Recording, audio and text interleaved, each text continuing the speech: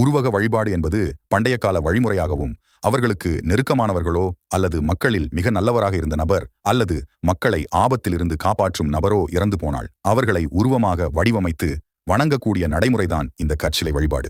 இவ்வாறு செய்யக்கூடியதன் நோக்கம் இறந்தவர்கள் கடவுளாக பார்க்கப்பட்டு இன்பத்திலும் துன்பத்திலும் நம்முடன் இருக்கிறார்கள் என்ற மன ஆறுதல் தரக்கூடிய விடயமாக இருந்து வந்தது. உதாரணத்திற்கு நாம் சில நிகழ்வுகளை பார்த்திருப்போம். இறந்து போன மனைவியை சிலையாக வடித்த கணவர் என்று. இது காலப்போக்கில் அந்த சிலைதான் நமக்கு உதவுகிறது என்ற மூட நம்பிக்கையாக மாறியது. அதோடு பல மத சடங்குகளும் தோன்றியது. ஆரம்ப காலத்தில் சிலை வணங்கியாக இருந்த முகம்மது நபி காபாவை சுற்றியிருந்த சிலைகளை அனைத்தையும் உடைத்தெறிந்தார். முகம்மது அந்த கருப்பு கல்லை மட்டும் இடிக்காமல் விட்டதன் காரணம் என்ன? உண்மையில் இஸ்லாம் உருவம் இல்லாத கடவுளை வணங்கும் மார்க்கமா? இன்றைக்கு வீடியோவில் காபா கருப்புக்கல் வழிபாட்டை பற்றி ஆராயிருக்கிறோம். வணக்கம் தோழர்களே, நான் உங்கள் எக்ஸ் முஸ்லிம் தமிழன்.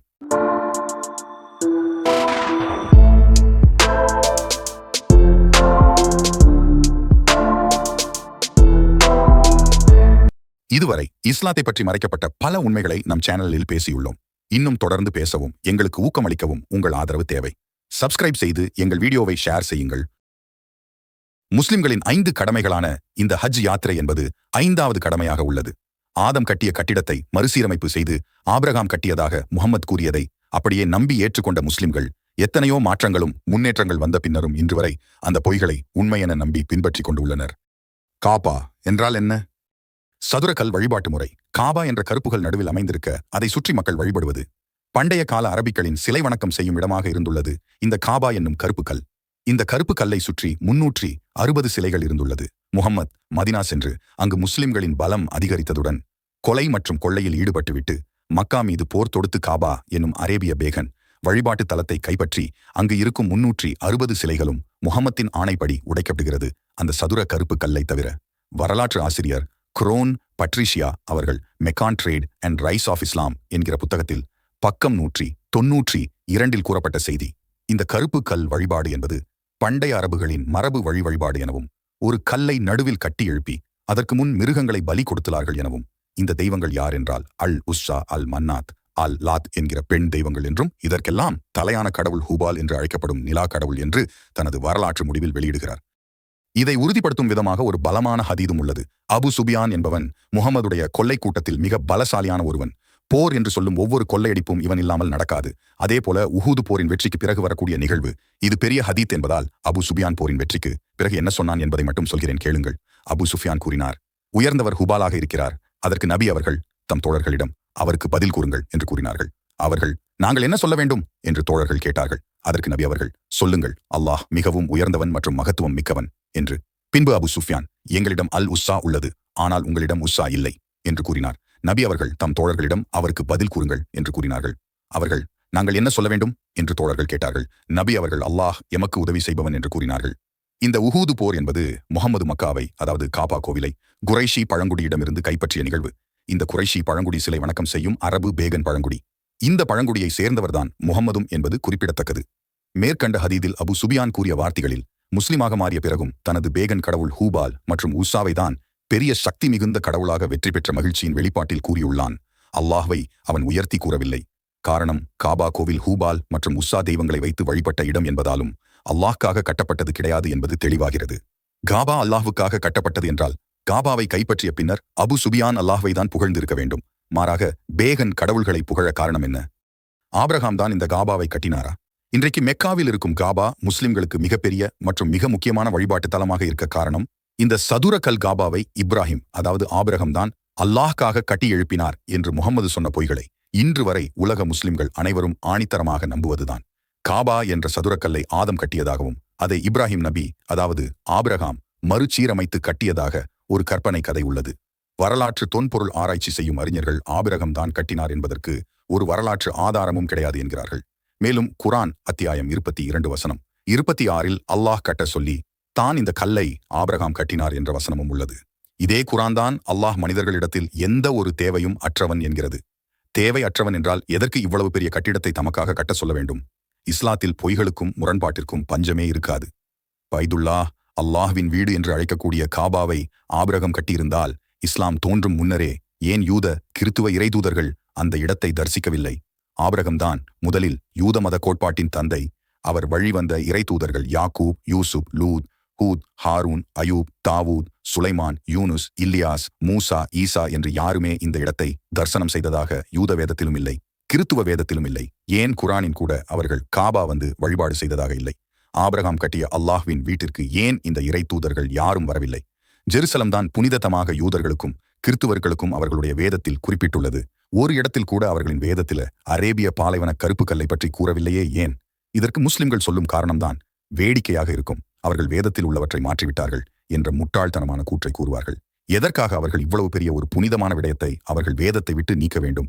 இதனால் அவர்களுக்கு என்ன பயன்? அவ்வாறு காபா புனித தலம் என்று தெரிந்திருந்தால் அவர்கள்தான் முதலில் வந்து வணக்கம் செய்திருப்பார்கள் அல்லவா? சரி, அவர்கள்தான் வேதத்தை மாற்றிவிட்டார்கள் என்றால் குரானிலும் எந்த நபியும் காபா வந்து ஹஜ் யாத்திரை செய்ததாக இல்லையே ஏன்? ஆக ஆபிரகம்தான் இந்த கல்லை கட்டினார் என்பது முற்றிலும் பொய்கள் நிறைந்த முகம்மது கட்டிவிட்ட கட்டுக்கதையை தவிர வேறில்லை. அரேபிய பேகன் கல் வழிபாடு. நம் இந்திய நாட்டில் வசிக்கும் இந்துக்கள் செய்யும் வழிபாடும் மக்கா சென்று முஸ்லிம்கள் செய்யும் வழிபாடும் கிட்டத்தட்ட ஒற்றுமைகள் நிறைந்தவை. முஸ்லிம்கள் ஹஜ் யாத்திரையில் செய்யும் சடங்குகள் அப்படியே இந்துக்கள் செய்யக்கூடிய சடங்குகளோடு ஒத்துப்போகும். அதில் முதலாவது, இந்துக்கள் பெரிய கோவில்களுக்கு செல்லும் முன் சாதாரண ஆடை அணிவார்கள். அதுவும் ஒரு குறிப்பிட்ட வண்ணத்தில் இருக்கும், உதாரணத்திற்கு மஞ்சள் அல்லது கருப்பு ஆடை. இதே போல முஸ்லிம்கள் ஈஹ்ராம் என்ற வெள்ளை ஆடையை அணிவார்கள். இரண்டாவது, இந்துக்கள் தனது கடவுளுக்கு மொட்டை அடித்து முடி காணிக்கை செய்வார்கள். அதே போல மக்கா செல்லும் முஸ்லிம்களும் மொட்டை அடிப்பார்கள். மூன்றாவது, இந்துக்கள் கடவுள் சிலை இருக்கும் இடத்தை சுற்றி வருவார்கள். அதே போல முஸ்லிம்கள் காபா கருப்பு கல்லை 7 முறை சுற்றுவார்கள். அதற்கு தவாஃப் என்று கூறப்படும். நான்காவது, இந்துக்கள் தீர்த்த நீர் என்று அருந்துவார்கள். அதே போல மக்காவில் முஸ்லிம்கள் ஜம்ஜம் தண்ணீரை புனித நீராக அருந்துவார்கள். கோவிலில் தரும் பிரசாதம் போல அதை தனது சொந்த நாட்டுக்கு திரும்பும் போது அந்த தண்ணீரை வாங்கி வருவார்கள். ஐந்தாவது, மிருகங்களை பலி கொடுப்பது. பொதுவாக இது குலதெய்வ கோவில்களில் நடக்கும். அதே போல ஹஜ் செய்யும் முஸ்லிம்கள் ஆடு, ஒட்டகம், மாடு இவைகளை பலி கொடுப்பார்கள். அதற்கு பெயர் குர்பானி என்பார்கள். ஆக காபாவில் நடக்கும் அத்துணை சடங்கும் சிலை வணக்கம் செய்த பண்டைய பேகன் அரபுக்கள் செய்த சடங்குகள்தான் என்பதில் எந்தவித சந்தேகமும் இல்லை. மேலும் இந்த சடங்குகள் எல்லாம் முஸ்லிம்கள் எதற்காக செய்கிறார்கள் என்று கேட்டால் அவர்களுக்கே அதற்கான பதில் தெரியாது. முஹம்மது செய்தார், அதனால நாங்களும் செய்கிறோம் என்று கூறுவார்கள். முஹம்மது செய்த முட்டாள்தனமான அனைத்து செயல்களும் சுன்னா என்று அழைக்கப்படும். முஹம்மது செய்த செயல்களை காப்பியடித்து ஒரு கேள்வியும் கேட்காமல் பின்பற்றும் முஸ்லிம்கள் தான் சுன்னி முஸ்லிம்கள் என்று அழைக்கப்பட்டனர். ஷஹீஹ் முஸ்லிம் ஹதீதில் உமர் அந்த சதுர கருப்புக்கல்லை பார்த்து, நீ வெறும் கல், முஹம்மது நபி மட்டும் உன்னை முத்தமிடவில்லை என்றால் நானும் செய்திருக்க மாட்டேன் என்று கூறியுள்ளார். உமருக்கே இது வெறும் கல் என்று தெரிந்தும் அதை முத்தமிட காரணம் முஹம்மது செய்ததால்தான். கண்ணை மூடிக்கொண்டு முஹம்மது செய்த செயலை ஒரு கேள்வியும் கேட்காமல் பின்பற்றினால்தான் நீ ஒரு உண்மையான முஸ்லீம் என்ற கருத்தும் உண்டு. அல்லாஹ் தான் கடவுள் என்றால் இந்த கல்லை ஏன் முஹம்மது முத்தமிட வேண்டும்? இந்த கல்லுக்கும் உருவமற்ற அல்லாஹ்க்கும் என்ன சம்பந்தம் இருக்கிறது? முஹம்மது சிலை வணக்கம் செய்யும் குடும்பத்தில் பிறந்த நபர். அந்த பாசம்தான் அந்த கருப்பு கல்லை இடிக்காமலும் அதை முத்தமிடுவதும் அதை சுற்றி வருவதுமாக செய்துள்ளார். மற்ற முஸ்லிம்களையும் செய்ய வைத்துள்ளார். பெரும்பாலான முஸ்லிம்கள் சிலை வணக்கம் செய்பவர்களை காபீர் என கேவலமாகவும் ஏளனமாகவும் பேசுவதுண்டு. ஆனால் இவர்கள் செய்யும் ஹஜ் வழிபாடு முழுக்க முழுக்க சிலை வணக்கம் செய்பவர்களின் சடங்கு மற்றும் பேகன் அரபு சடங்குகள்தான். இவர்கள் செய்யும் சடங்குகளுக்கும் ஓரிரை கொள்கைக்கும் எந்தவித சம்பந்தமும் கிடையாது. நாங்கள் ஓரிரை கொள்கையில்தான் உள்ளோம் என்று அவர்களே ஏமாற்றிக் கொண்டு வாழ்கிறார்கள். இவர்களை கண்டால் பரிதாபமாக தான் உள்ளது. துல் ஹலாசா என்னும் வெள்ளை காபா. கருப்பு கல் காபாவை போல ஏமனில் ஒரு வெள்ளை காபா என்பது இருந்தது. அதற்கு துல் ஹலாசா என்று அழைக்கப்பட்டது. அதுவும் பேகன் அரபுகள் வழிபடும் கோவிலாக இருந்துள்ளது. ஆனால் கருப்பு கல் காபாவிற்கு போட்டியாக உள்ளதால் முஹம்மது தனது முஸ்லிம் படைகளை ஏவிவிட்டு அங்கு கொடூர கொலைகளும் முற்றிலும் அந்த வெள்ளை காபாவை இடித்து தரைமட்டமாக்கினர் முஸ்லிம்கள். புகாரி ஹதீதில் ஜாரீர் என்ற முஸ்லிமை முஹம்மது ஏவிவிட்டு யமன் காபாவாக இருந்த துல் ஹலாசா என்ற வெள்ளை காபாவை இடித்துள்ளார் என்பதை தெளிவாக கூறப்பட்டுள்ளது. இதில் 2 கேள்விகள் உண்டு. ஒன்று, காபாவை இப்ராஹிம் தான் கட்டினார் என்றால் இந்த வெள்ளை காபா யாரால் கட்டப்பட்டது, எதற்காக கட்டப்பட்டது?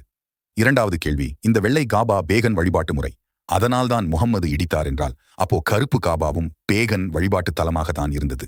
அதை மட்டும் ஏன் இடிக்கவில்லை? இன்னொரு சுவாரஸ்யமான தகவலும் உள்ளது. இந்த 2 காபாக்கள் மட்டும் அரேபிய கண்டத்தில் இல்லை. இன்னும் 2 சதுர காபாக்கள் உள்ளது எனவும் அதன் பெயர்கள் காபா நஜ்ரான் மற்றும் காபா சிந்தாத் என ஹிஷம் அல் கல்பி தொகுத்த புக் ஆஃப் ஐடல்ஸ் என்ற புத்தகத்தில் உள்ளது. ஆக கருப்பு காபா மட்டுமல்ல, இன்னும் பல காபாக்களை கட்டி அரபு பேகன் வழிபாடுகள் நடந்துள்ளது என்பது தெளிவாகிறது. இன்றைக்கு கச்சா எண்ணெய்க்கு அடுத்து சவுதிக்கு மிகப்பெரிய வர்த்தக தலமாக அந்நாட்டு பொருளாதாரத்தை தூக்கி நிறுத்தும் அளவிற்கு இந்த மக்கா என்பது உள்ளது. ஹஜ் மற்றும் உம்ரா யாத்திரை செய்யும் முஸ்லிம்களிடமிருந்து பணம் மழை சவுதி அரசுக்கு கிடைக்கிறது. சாதாரண பாலைவனத்தில் இருந்த ஒரு சாதாரண கருப்பு கல்லை வைத்து இவ்வளவு பெரிய வர்த்தகம் கூட செய்ய முடியும் என்று நிரூபித்துள்ளார் நம்ம முன்மாதிரி. முந்தியடித்துக் கொண்டு அந்த கல்லை தடவி தழுவி கொள்வதும் முத்தமிட்டு ஆனந்தம் அடைவதும் முஸ்லிம்கள் வழக்கமாக செய்யும் மடத்தனமான செயல். முஸ்லிம்களின் பாவங்கள் அந்த கல்லை தொட்டால்தான் போகும் என்றால் பிறகு எதற்கு அல்லாஹ் என்ற கடவுளை வணங்குகிறீர்கள்? அந்த கல்லுக்கு உங்கள் பாவங்களை போக்கும் சக்தி இருந்தால் அல்லாஹ் தேவையே இல்லையே. நீங்கள் ஓர் இறைவனை தான் வணக்கம் செய்கிறீர்களா? மற்றவர்களை காபீர் என்று சொல்லும் முன் சற்று திரும்பி பாருங்கள். உங்கள் பகுத்தறிவு மார்க்கமோரமாக பல்லிடிக்கிறது. கண் இருந்தும் பகுத்தறிவு சிந்தனை இல்லை என்றால் அவன் குருடன்தான். மீண்டும் வேறு வீடியோவில் சந்திக்கிறேன். குட் பை தோழர்களே.